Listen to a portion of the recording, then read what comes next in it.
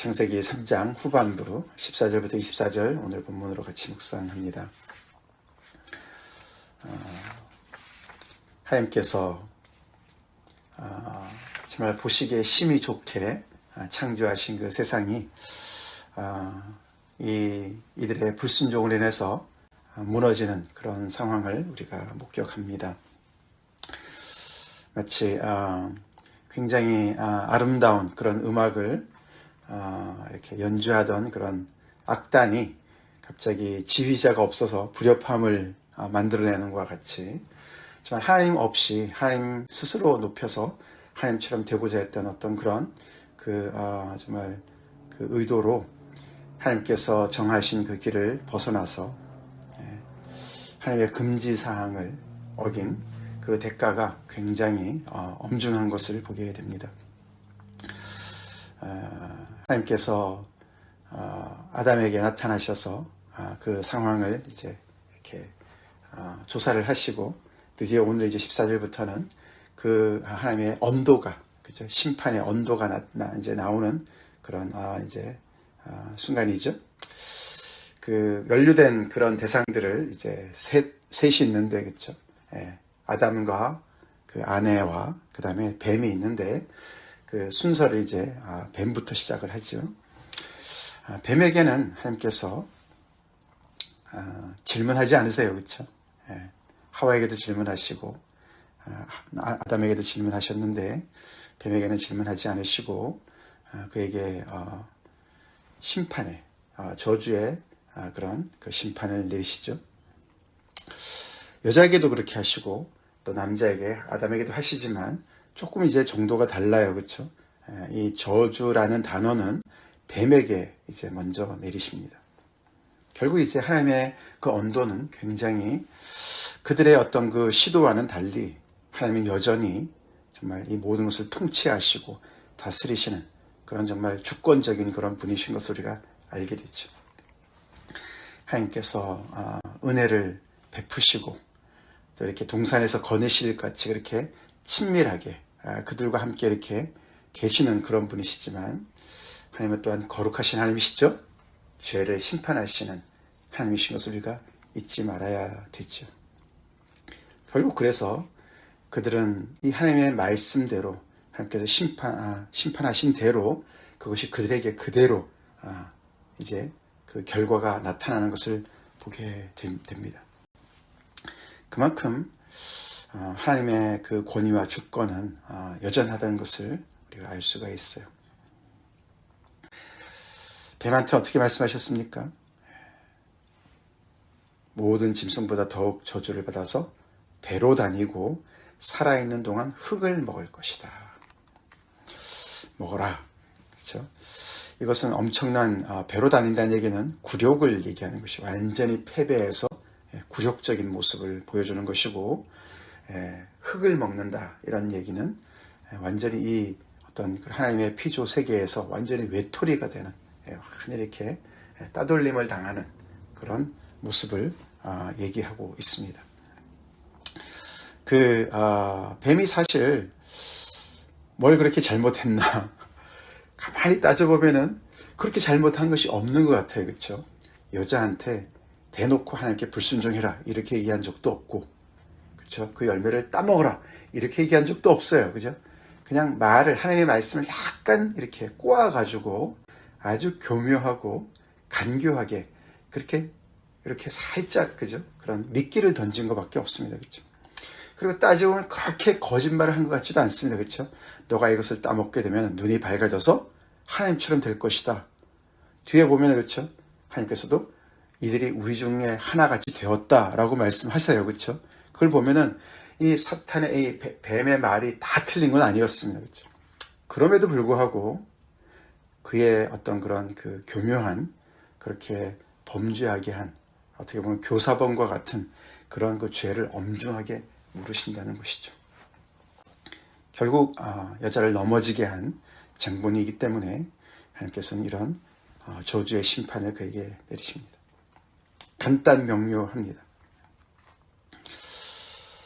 원래는 그렇지 않았었는데 그런 운명이 된 것이죠. 뱀도 하나님께서 지으신 피조물 중에 하나였고 근데 완전히 이제는 그의 그 존재 자체가 굴욕을 나타내고 그런 정말 그 외로움의 그런 상징이 되었다. 거기서 멈추지 않습니다. 하나님께서는 그 다음에는 이 여자의 후손과 이 뱀의 후손 사이에, 그리고 그들 사이에 이 원수가 되게 하는 그런 반목하는 것을 평생 거기다가 심어 놓으십니다. 그래서 계속 그들이 서로가 으르렁거리고 싸우게, 지금은 짝짝꿍이 되어서 이렇게 하나님 앞에 범죄하게 되었는데, 이제 하나님께서 더 이상 그런 정말 그런 작당을 하지 못하도록 그 안에 그런 원수가 되는 것을 심어 놓으십니다. 사실 하나님의 후속 조치가 여자를 보호하는 것으로도 볼 수가 있겠죠. 그리고 결국에는 그 마지막에 그 결국이 어떻게 되는지를 알려주시는데, 이들이 계속 싸우다가 결국에는 이 뱀의 후손이 여자의 후손을 발꿈치를 상하게 하고 여자의 후손은 내 머리를 상하게 할 것이다. 그렇게 결정적으로 결국에는 이 여자의 후손이 승리할 것을 암시하면서, 이 여자의 후손이라는 이 단어 속에서 결국은 이 15절이 어떻게 보면 이 복음 중의 복음, 원시 복음을 드러낸다라고 성경학자들이 얘기하죠. 결국 여자의 후손이 예수 그리스도랑 연결이 되어져서 이 뱀의 이 머리라는 것은 결국은 이 악의 상징인 사단의 머리를 정말 깨뜨리는, 모든 악을 멸하는 하나님의 그런 어떤 그 정말 원대한 하나님의 구원의 계획을 여기서 살짝 말씀하시는 것이다 라고 볼 수가 있습니다. 그렇게 이제 하나님께서 뱀에 대한 조치를 하시고 그 다음 순서로 여자한테 얘기를 하십니다. 먼 데서부터 오는 것 같습니다. 그렇죠? 그 다음에 여자에게는 고통을 더하신다. 임신하는 고통을 더하시고 수고하고 자식을 낳을 것이다. 하나님께서 아담이 독처하는 것이 좋지 않아서 돕는 배필로, 성경에서 돕는 자는 하나님이신데 그 하나님과 같은 어떤 그런 귀한 역할을 감당해서 결국 하나님께서 이 사람에게 주신 이 소명을 함께 감당하라고 주신 귀한 그 역할을 이제는 뒤로 하고 임신하고 자녀를 낳는 일에 고통과 수고가 거기에 완전히 이제는 너무나 엄청나게 더 크게 된 그런 상황을 얘기합니다. 그전에는 고통이 없었든지 하여튼 그쵸, 덜었었겠죠. 근데 완전히 이제는 그 고통이 엄청나게 더 크게 될 것이다. 그렇게 하나님께서 고통의 세계를 열어놓으십니다. 그리고 더 나아가서 너는 남편을 원하고 남편은 너를 다스릴 것이다. 이런 말씀을 하세요. 서로 사랑하는 관계고 서로가 아끼는 관계였는데 이제는 이 아내는 남편을 갈망하고 욕망하고, 그 욕망이라는 것이 어떤 성적인 욕망을 얘기하는 것 같지만 그 이상이죠. 다스리고 지배하려는 어떤 그런 욕망을 얘기하는 거고, 남편은 너를 다스릴 것이다. 서로가 상호 존중하고 뼈 중에 뼈고 살 중에 살이다. 이렇게 정말 완전히 하나가 되었던 그런 관계가 이제는 엄청난 왜곡되고 긴장된, 서로가 서로를 지배하려고 하는 어떤 그런 그 암투적인 그런 모습을 강조하고 있습니다. 이렇게 죄로 하나가 된 관계가, 그렇죠? 뱀과 여자의 관계도 그렇고, 그렇죠? 이 남자와 여자의 관계도 그렇고, 다 죄로 하나가 된 이 관계를 하나님께서 흩으시는 것이죠, 그렇죠? 그래서 그 안에 굉장한 그런 그 갈등과 정말 그런 좀 지배하려고 하는 어떤 그런 모습들이 들어가게 됩니다. 참 안타까운 일이죠. 그래서 정말 너무너무 그런 조화롭고 평화롭고 참 행복한 그런 관계가 이제는 마치 짐승들만 사는 어떤 정글과도 같은, 서로가 서로를 잡아먹으려 하는 어떤 그런 것과 같이 이렇게 연결되어지는 그런 모습으로 망가졌습니다. 그 다음에 이제 하나님께서 아담에게 맨 마지막 말씀하십니다.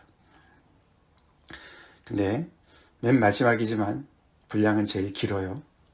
사실 아담은 그냥 아내가 주는 것을 그냥 받아먹은 것 같은 그런 직접적으로 이 뱀에게 넘어간 사람이 아닌 것 같지만서도 하나님은 아담에게 책임을 가장 중하게 물으시죠.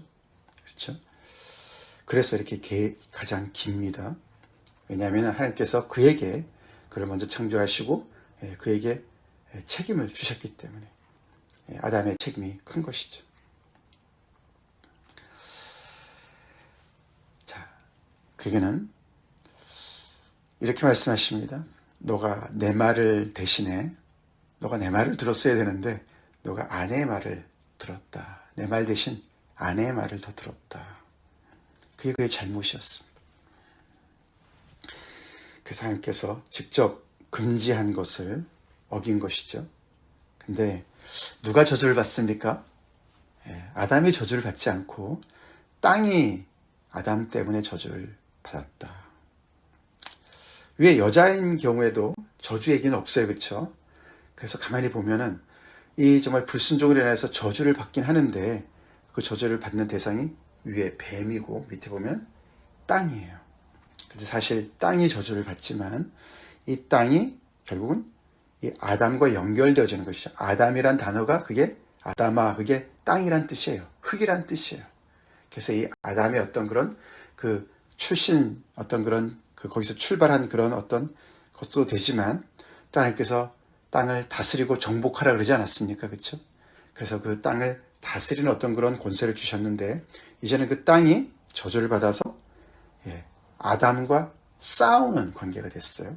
그래서 가시덤물과 엉겅퀴를 내는, 그리고 소산을 이제 땀을 흘려야만, 수고를 해야만 겨우 내주는 그런 어떤 서로가 적대적인 관계가 되도록 하신 거예요. 그래서 아담에게도 벌을 주시지만, 그래서 수고의 어떤 그런 땀을 흘리게 하시지만 그의 그 삶의 터전을, 환경을 저주하시도록 간접적으로 그렇게 심판하시는 모습을 보게 됩니다. 그래서 이런 하나님의 심판 이야기 속에도 하나님의 긍휼하심을 우리가 볼 수가 있습니다. 사람에게는 긍휼을 베푸시는 것을 볼 수가 있죠. 결국 그러고 그렇게 그가 이제는 다스리지 못하고 결국은 이 자연세계가, 피조세계가 이제 이렇게 대적하는, 아담에게 대적하는 그런 관계가 된 거예요. 다스리라는 얘기는 왕권을 얘기하셨어요. 그렇죠? 하나님의 형상대로 지음을 받아서 하나님의 대리 통치자로 땅을 다스려야 되는데, 자연세계를 다스려야 되는데 이제는 자연세계가 그를 대적합니다.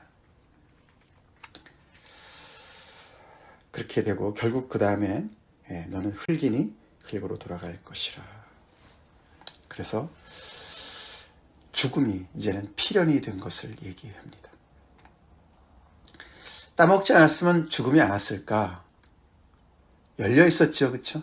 그 안에는 선악을 알게 하는 나무뿐만 아니라 생명나무도 있었습니다. 그렇죠? 그렇죠? 그렇기 때문에 어떻게 보면은 죽지 않을 수도 있었던 어떤 그런 가능성이 열려 있었던, 그게 에덴 동산의 모습이었어요. 근데 이제는 이들이 하나님께 불순종함으로 말미암아 스스로 하나님과 같이 되려고 하는 어떤 그런 그 정말 금기사항을 넘어감으로 말미암아 이제는 죽음이 필연이 된 것이죠. 흙이니 흙으로 돌아갈 것이다. 확정된 그런 그들의 운명을 이야기하고 있습니다. 참 안타까운 일이죠. 심히 보시기에 좋은 그런 세계를 만드시고 그 중앙에 이렇게 세움을 받은 존재가 결국 하나님께서 그 주신 그 바운더리를 이렇게 넘어감으로 말미암아 이런 엄청난 자기 자신 안에서도 뿐만 아니라 가장 옆에 가까웠던 그런 아내와의 관계에도, 그리고 자연세계의 관계에도 다 이렇게 불협화음이 그냥 여기저기서 감당할 수 없는 그런 상황으로 이렇게 떨어지게 되었습니다. 결국 그들은 이제 그러면서 밑에 22절 밑으로 보면은 결국 하나님께서 그들을 에덴 동산에서 추방을 하십니다. 내쫓아내시죠. 그냥 내보내신다 말은 다시 들여올 수도 있게 하시는 것이지만 이제는 쫓아내세요. 그죠? 쫓아내시고 들어오지 못하도록 그룹들을 두고 화염검으로 들어오는 불칼을 두어서 생명나무의 길을 들어오지 못하도록 그룹들이 지키도록 하십니다. 그래서 하나님의 임재가 가득했던 에덴 동산으로부터 완전히 추방된 신락원, 그렇죠? 이 하나님의 그런 낙원을 상실한 그런 모습, 이 완전히 추방된 그런 모습으로 이 3장이 끝납니다. 그 이유가 우리 중에 하나같이 되었으니 생명나무 열매도 따먹고 영생할까 하나님께서 그래서 염려하십니다. 이런 죄지은 상태에서 그것이 영원하도록 갈 수 있는 그런 상황이 있을 수 있으니까 그것을 차단하는 것이죠. 하나님께서 뭔가 두려워서가 아니라 이들을 보호하시기 위해서 그렇게 에덴 동산부터 추방을 하십니다. 그런 심판 중에도 위에서도 이 여자와 이 아담에게 저주라는 말이 직접적으로 오질 않고 또 여자의 후손이 이 뱀의 머리를 상하게 한다는 그런 어떤 그 복음의 암시가 있었는데 결국 또 하나가 있는 게 20절, 21절에 또 있죠. 그렇죠? 완전히 그냥 추방하고 하나님의 은혜로부터 완전히 그들을 영원히 그냥 쫓아내시는 것이 아닌 것을 우리가 볼 수가 있습니다. 20절 보면은 아담이 그의 아내의 이름을 하와라 불렀으니 그는 모든 산자의 어머니가 됨이더라. 위에 흙이니 흙으로 돌아갈 것이라. 그들의 죽음이 이제는 확정적으로 결정이 된 하나님의 언도를 받았는데 그 직후에 아담이 자기의 아내의 이름을 하와라고 짓습니다. 하와는 생명이라는 뜻이죠. 생명. 죽음이라는 것이 이제는 사실화되니까 아내의 이름을 하와라고 짓습니다. 동물의 이름도 쫙 지었던 아담이 이제는 아내의 이름을 하와라 짓고 모든 산자의 어머니가 된다. 이제는 하나님의 저주를 받아서 심판을 받아서 이제는 죽을 수밖에 없는 존재지만 그 속에서도 생명이라는 것을 갈망해요. 그 이유가 아마도 15절 때문인 것 같죠. 이 자기 아내가 여자의 그 몸으로서 계속해서 자녀를 낳아서 그 후손이 결국은 이 악을 사탄의 그 뱀의 머리를 상하게 한다고 했으니까 거기서 소망을 보는 것이죠. 그래서 하나님의 그 말씀 앞에 어떻게 보면 믿음의 고백으로 볼 수가 있습니다. 아담이 이런 상황에서도 믿음을 발휘한다고 볼 수가 있고 결정적으로는 21절에 여호와 하나님이 아담과 그의 아내를 위하여 가죽옷을 지어 입히셨다.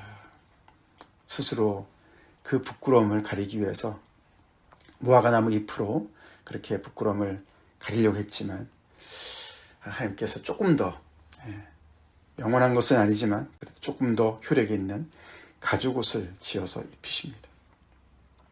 이들이 스스로 하지 못하는 것들을 하시면서 결국 그들의 수치를 가려주실 것을 암시해 주십니다.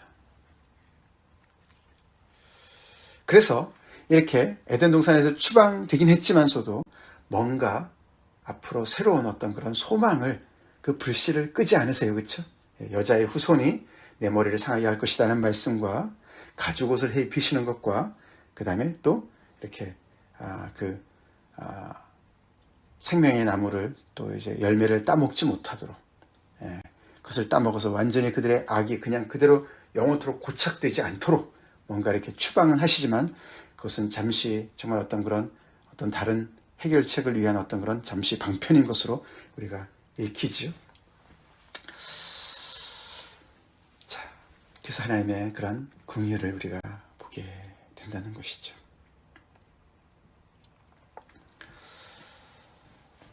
안타깝습니다. 그렇죠? 한순간에 사실 손을 뻗쳐서 따먹는 것은 한순간이었습니다. 그렇죠? 근데 그것이 이런 엄청난 결과를 가져오고 결국 이렇게 여자의 후손이 내 머리를 상하게 하고 또 이 가죽옷 그들의 그 정말 부끄러움을 이렇게 가려주시기 위해서 가죽옷을 해입혔다. 이것은 우리가 잘 알지만 이 짐승의 가죽 아닙니까? 그죠? 그러니까 짐승이 죽은 거죠. 그렇죠? 그래서 인간의 그 수치를 가리기 위해서 뭔가 피가 필요한 희생의 피가 필요한 것을 상징하는 것이고 결국 그래서 그런 모든 것들을 많은 그런 하나님의 그런 정말 일하심과 그 모든 죄악을 다 이제 사하시고 해결하시고 회복하시는 데는 어마어마한 그런 노력과 땀과 수고와 시간이 걸리는 걸 알 수가 있죠. 사실 그래서 이렇게 우리가 이 3장에 나타난 이 에덴 동산의 그 구조를 가만히 보면은 나중에 하나님께서 성막을 지으라고 하신 그 성막 또는 성전, 그 성전의 모습의 원형의 모습을 볼 수가 있습니다. 이게 맨 끝에 그렇죠. 에덴 동산 동쪽에 그룹들을 두시고 불칼을 두셨다. 왜 에덴 동산 동쪽에다가만 배치하셨을까요? 아마 출입구가 거기 있는 것 같아요. 성막의 출입구는 동쪽에 있습니다. 아시죠? 성전의 출입구도 동쪽에 있어요. 그래서 성전 안에, 성막 안에 거기에 그룹들도 있고 또 금으로 또 하나님의 임재가 있고 그렇죠. 또 이 아담을 거기다가 에덴 동산에 지으시고 거기다 세우시고 경작하고 지키라고 하지 않으셨습니까? 그 지킨다는 말도 제사장들이 지키지 않습니까? 그렇죠. 성전에 경비병이 있어 지킵니다. 하나님의 임재가 있기 때문에. 그리고 이 제사장들이 잘못한 경우에는 성전에서 추방되지 않습니까? 그래서 여러 면에서 에덴 동산은 하나님의 임재가 가득한 성전을 상징하고 있어요. 그래서 죄 지은 자이기 때문에 이 성전으로부터 바깥으로 퇴출되는 그런 인간의 모습을 볼 수가 있다는 것이죠.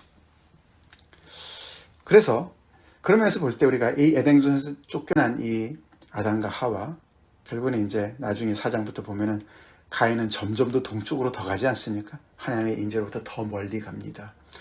에덴의 동쪽이라는 것은 정말 그래서 하나님의 임재로부터 이렇게 단절된 그런 상황이죠. 스스로 높아지려고 한다는 얘기는 그래서 여기 우리 중에 하나같이 되었다는 것은 이들이 신이 되었다, 하나님이 되었다 이런 얘기는 아니죠. 그들이 선악을 분별해서 스스로 결정하려고 하는 자율적인 어떤 그런 주권을 행사하려고 하는 어떤 그런 모습에서 하나님의 어떤 모습과 닮았다 이런 뜻이죠. 그래서 이 하나님 앞에서 가장 큰 죄는 선악을 알게 하는 열매를 따먹는 것인데 결국 그것은 자율성이에요. 하나님 없이 내가 하나님 노릇하겠다. 내 인생 내가 결정하겠다. 그것이 가장 큰 죄입니다. 그게 가장 큰 죄예요. 그래서 하나님께서 어떻게 해요? 하나님의 주권으로부터 통치로부터 벗어나서 자기 스스로 딴살림 차리겠다는 얘기 아닙니까? 그렇죠? 그렇기 때문에 결국은 이 에덴 동산으로부터 추방되는 게 맞죠. 그러나 거기는 고통과 수고와 죽음밖에 없다는 것이죠. 근데 그런 자들에게 하나님께서 다시 나타나셔서 오셔서 그들에게 성막을 선물하시죠. 그래서 그 죄악으로 가득한 그곳에 하나님께서 당신이 거처할 곳을 쉐키나라 그러죠. 하나님의 임재로 그들과 함께 거주할 것을 말씀하시고 나중에는 그게 성전이 되고 결국에는 이 나중에 요한계시록에 가보면은 성전이 필요 없을 정도로 하나님의 임재가 온 세상을 새하늘과 새 땅을 뒤덮는 그래서 온 세상이 에덴 동산화 되는 곳으로 하나님의 이 드라마가 마무리될 줄로 믿습니다. 이 아담과 하와가 얼마나 어리석은 일을 범했는지를 성경이 이야기하고 있고 그것이 결국은 어떻게 보면 죄의 어떤 그런 어떤 그 패러다임을 보여주는 것이죠. 그렇죠? 어떤 그 원형을 보여주는 것이죠. 죄를 짓게 될 때 하나님께 불순종할 때 무슨 일이 벌어지는지를 우리가 볼 수가 있습니다. 하나님의 은혜 속에 삽시다. 하나님의 말씀 안에 삽시다. 하나님의 은혜가 있고 하나님의 임재가 충만한 에덴 동산에서 삽시다. 하나님을 신뢰하고 순종함으로 그 안에서 삽시다. 안 그러면 정말 가시채를 뒷발질한다. 우리 정말 바울한테 그런 말씀 하시지 않으셨습니까? 그렇죠? 가시채를 뒷발질하는 인생이 되는 거예요. 그렇죠? 가시채를 뒷발질해봤자 자기 손해지 않습니까? 그렇죠? 그러니 이렇게 정말 먹을거리 전혀 걱정거리가 없었던 이 아담이 그렇죠? 그의 삶 자체가 땀과 수고예요. 땅이 점점 더 자기를 대적하는 것이죠.